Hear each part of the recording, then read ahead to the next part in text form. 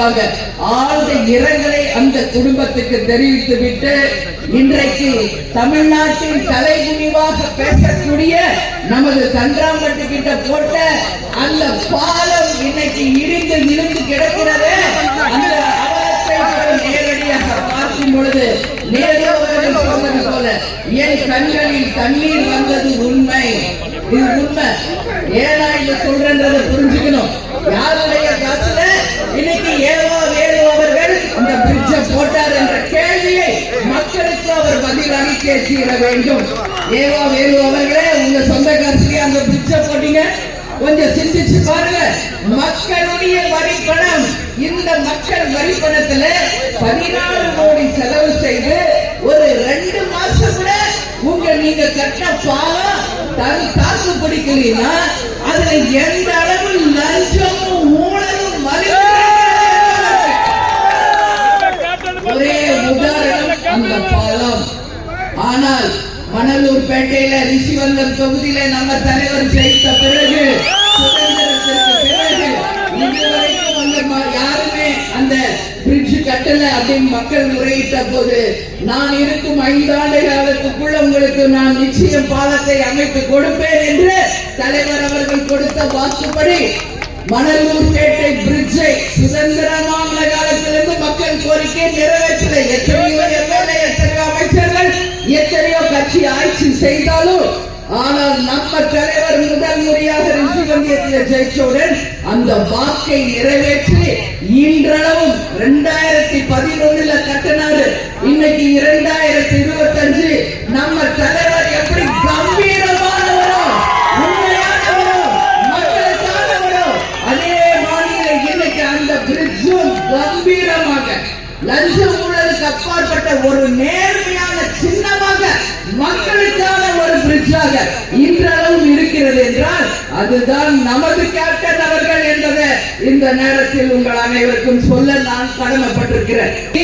நம்ம தமிழ் மக்கள் ஆந்திரால போய் எப்படி எல்லாம் சித்திரவதைப்பட்டாங்க யோசிங்க. கொஞ்சம் மறந்துட கூடாது. நம்ம அத்தனை பேர் செம்மரக்கட்டையை வெட்டினதுனால பல நாட்கள் ஜெயில அடைபட்டு எவ்வளவோ இன்னல்களை நம்ம தமிழர்கள், நம்ம தோழர்கள் சந்திச்சாங்க. ஏன் அந்த அவலம்?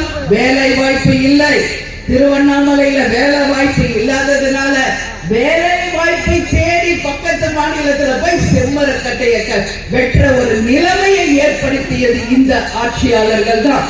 ஆனா வெறுமனே போய் பேசி மக்களை ஏமாற்றுகின்ற ஆட்சியாளர்கள் மத்தியிலே நான் இருக்கிறேன் உங்கள் வீட்டு பையனாக, நான் இருக்கிறேன் உங்களுடைய பாதுகாவலராக என்று சொல்லி பாதிக்கப்பட்ட ஒவ்வொரு செம்மரக்கட்டையை சேர்ந்த அந்த குடும்பங்களுக்கு நேரடியாக கேப்டனே சென்று நிதி உதவி வழங்கி அவர்களுடைய துயரிலே பங்கேற்று அன்னைக்கு உண்மையான தெய்வமாக ஒரு சாட்சியாக வாழ்ந்தவர் நமது கேப்டன் அவர்கள்.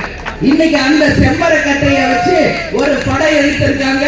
என்ன படம்? புஷ்பா 1, புஷ்பா 2 சொல்லி. ஆனா உண்மையான புஷ்பா நம்ம கேப்டன்,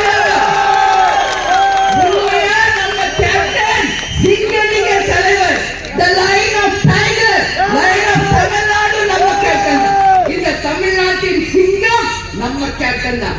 வெறுமனே வசனங்களுக்காக வீர வசனங்கள் பேசி சினிமாவுக்காக திரைப்படங்களிலே வசனம் பேசுபவர்கள் மத்தியிலே என் தமிழ் மக்களுக்கு ஒரு இன்னல் என்றால் நான் வந்து நிற்பேன் என்று அன்னைக்கு செம்மரக்கட்டையில பாதிக்கப்பட்ட மக்களுக்கு துணை நின்றாரே நமது கேப்டன் அவர்கள். அவர்தான் உண்மையான இந்த தமிழ்நாட்டின் சிங்கம், தமிழகத்தின் உண்மையான சிங்கம் நம்ம தலைவர் தான் என்பதை வாழ்ந்து காட்டியுள்ளார். உங்களுக்கான நிதி உடனடியாக வழங்க வேண்டும்.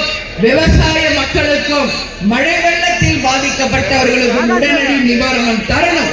மத்திய அரசு காசு தரலன்னு சொல்றீங்களே, மத்திய அரசை நம்பி நீங்க வாழ்ந்துட்டு இருக்கீங்க. நம்ம ஓட்டு போட்ட மக்கள் உங்களை நம்பி தான் ஓட்டு போட்டாங்க.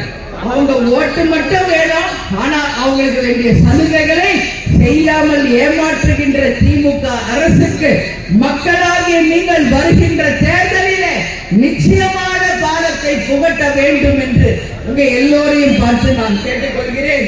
பாலத்தை புகட்டுவீங்களா? உங்களுக்கு நிதியை வழங்காத திமுக திமுகவுக்கு பாடத்தை புகட்டுவீர்களா? மக்கள் வரி பணத்தை வாங்கிக்கிட்டு மக்களுக்கு உதவி செய்யாத திமுகவுக்கு நீங்கள் பாடத்தை புகட்டணும் சொல்லி இந்த நேரத்தில் நான் கேட்டுக்கிறேன். ஓய்வு பெற்ற போக்குவரத்து தொழிலாளர்களுக்கு இந்த அரசு தர வேண்டிய டிஏவை உடனடியாக தர வேண்டும். இங்க கிரிவலம் நடக்கிறது, லட்சக்கணக்கான மக்கள் வராங்க. என்ன ஃபெசிலிட்டிஸ் இந்த அரசு பண்ணுது? போக்குவரத்துக்கு பிரச்சனை, இங்க சுத்தமா சுகாதாரமாக எதுவுமே இல்லை. சோ இதெல்லாமே இந்த அவலங்களை நாம சொல்ல வேண்டிய ஒரு கட்டாயத்தில் நாம இருக்கிறோம் என்பதை இந்த நேரத்தில் நான் தெரிவிச்சுக்கிறேன். நேர ஆசிரியர்கள் இன்னைக்கு எத்தனையோ லட்சம் பேர் பாதிக்கப்பட்டிருக்காங்க. அவர்களுக்காக குரல் கொடுப்பது தேமுதிக மட்டும்தான். அந்த பகுதி நேர ஆசிரியர்களுக்கு சம்பளமும் இல்லை, போனஸும் இல்லை, எதுவுமே இல்லை. உங்களுக்கு அவங்களுக்குரிய போனஸை கொடுத்து அவர்களுடைய பணி நிரந்தரத்தை இந்த அரசு செய்யணும்னு சொல்லி நான் கேட்டுக்கிறேன். அதே மாதிரி இங்க பார்த்தா யாராவது ஆர்ப்பாட்டம் போராட்டம் பண்ணா உடனே கைது, யாருக்கு எதுவும் பேசக்கூடாது. மகளிர் அணி கைது, அண்ணா யூனிவர்சிட்டியில நடந்த பாலியல் வன்கொடுமை யாராவது பேசினா உடனே கைது. என்ன மினி எமர்ஜென்சியா இங்க நடக்குது? அடக்குமுறை சட்டமா இங்க நடக்குது? வாக்களித்த மக்களுக்கு கேள்வி கேட்கின்ற உரிமையும் நிச்சயமாக இருக்கிறது. இதே நீங்க எதிர்கட்சியா இருந்தப்ப இது மாதிரி நடந்ததுல என்ன கூத்தடிச்சிருப்பீங்க, என்ன ஆர்ப்பாட்டம் பண்ணிருப்பீங்க. இன்னைக்கு எதிர்கட்சிகள் நாங்க கேள்வி கேட்கிறப்ப அரசியல் ஆக்குறீங்கன்னு சொல்றாங்க.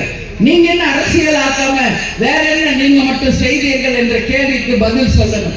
எனவே நிச்சயமாக பகுதி நேர ஆசிரியர்களுக்கும் இந்த அரசு செய்ய வேண்டிய எல்லா நல்ல விஷயத்தையும் செய்யணும்னு சொல்லி நான் கேட்டுக்கிறேன். இதுதான் நடந்துட்டு இருக்கு. இன்னைக்கு படிக்காத இளைஞர்களுக்கு வேலை வாய்ப்பு கிடைச்சதா இல்லை? யோசிச்சு பாருங்க. முதல்வர்கிட்ட கேட்டா இன்னைக்கு வெளிநாட்டுக்கு போறோம், முதலீடுகளை ஈர்த்து கொண்டு வருவோம். என்ன முதலீடு ஈர்த்து கொண்டு வந்தீங்க? எங்கேயாவது தமிழ்நாட்டில் ஒரு உதாரணத்தை காமிங்க பார்ப்போம். எங்கேயாவது தொழிற்சாலைகள் அமைச்சிங்க? யாருக்காவது ஒரு 10,000 பேருக்கு வேலை கொடுத்தீங்களா? நீங்க வெள்ளை அறிக்கை தரணும். உங்க குடும்பத்தோட வெளிநாட்டுக்கு போறதுக்காக வெளிநாட்டில் இருக்கிற முதலீடை ஈர்த்து கொண்டு வருகிறேன் என்று முழு பூசலிக்காய சோத்துல மறைக்கிற வேலையை நிச்சயம் ஸ்டாலின் அவர்கள் இதோட நிறுத்திக்கணும் சொல்லி மக்கள் சார்பாக கேட்கிற. அது மட்டும் இல்லை, இங்கு டாஸ்மாகும் போதையும் பெட்டமேன் போன்ற கலாச்சாரம் போனோம். பாலியல் வன்கொடுமையை ஒழியணும். பெண்களுக்கு பாதுகாப்பு நிச்சயம் இந்த அரசு ஏற்படுத்தணும். சட்டம் ஒழுங்கு சந்தி சிரிக்குது, அந்த சட்டம் ஒழுங்கை நிச்சயம் இந்த அரசு பாதுகாக்க வேண்டும். ஏன் சொல்றேன்னா, நிச்சயமாக இனிமேல பாலியல் வன்கொடுமை செய்பவர்களுக்கு உச்சபட்ச தண்டனையாக தூக்க தண்டனையை தர வேண்டும். அப்பதான் இதுக்கு ஒரு முழு முற்றுப்புள்ளி வைக்க முடியும். ஒரு சின்ன பள்ளிக்கூடத்தில் படிக்கிற மாணவியிலிருந்து பல்கலைக்கழகத்தில் படிக்கின்ற மாணவி வரைக்கும் யாருக்கும் பாதுகாப்பு இல்லைன்னா இது என்ன ஆட்சி? தலைக்குனிவான ஒரு ஆட்சி நடக்குது. பெண்களுக்கு யார் ஒருவர் பாதுகாப்பை தர்றாங்களோ அந்த ஆட்சி தான் சிறந்த ஆட்சி என்பதை வருங்காலத்தில் நாம் அனைவரும் ஒன்று சேர்ந்து நிரூபிப்போம் என்பதை இந்த நேரத்தில் உங்களுக்கு நான் சொல்ல கடமைப்பட்டிருக்கிறேன்.